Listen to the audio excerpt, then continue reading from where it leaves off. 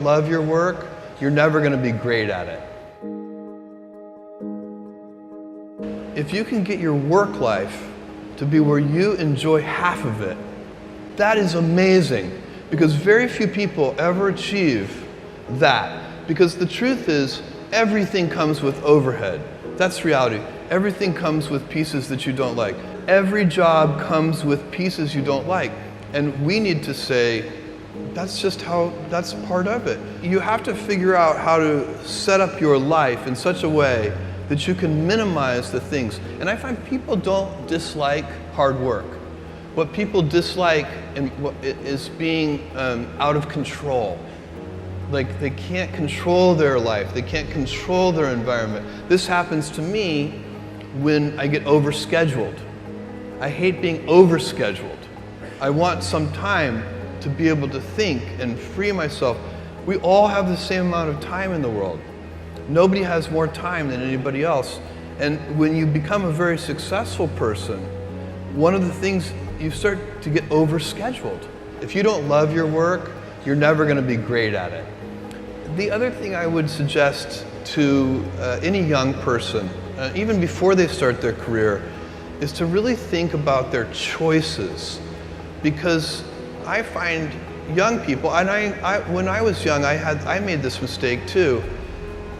You can get very fixed on your gifts. So everybody has gifts. You know, you have gifts and you have things that you didn't get gifted. Maybe you're extremely beautiful. Maybe you're extremely good at mathematics. There are a lot of things that you can be given.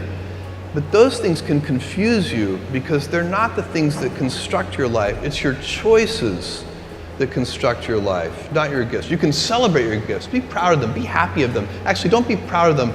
Be celebratory of them, but you can't be proud because they're gifts. They were given to you. You didn't earn them. You can only be proud of the things you earn. And so, as I got older, I started to realize I wasn't proud of my gifts. I was always good at school. School was always easy for me, and I was always proud that I was a great student. I got A's in all my classes. I was good at math, all of that. And I thought that's who I was, but it's not true. Those are the things that are gifts. What was hard for me is deciding to work hard, deciding to use my gifts in certain ways, to challenge myself, to do things that I didn't think I could do, to put myself in uncomfortable situations. You can choose a life of ease and comfort, or you can choose a life of service and adventure. Which one of those, when you're 90 years old, are you going to be more proud of? Tomorrow, in a very real sense, your life, the life you author from scratch on your own, begins. How will you use your gifts? What choices will you make? Will inertia be your guide, or will you follow your passions? Will you follow dogma, or will you be original? Will you choose a life of ease, or a life of service and adventure? Will you wilt under criticism, or will you follow your convictions? Will you bluff it out when you're wrong, or will you apologize? Will you guard your heart against rejection, or will you act when you fall in love? Will you play it safe, or will you be a little bit swashbuckling?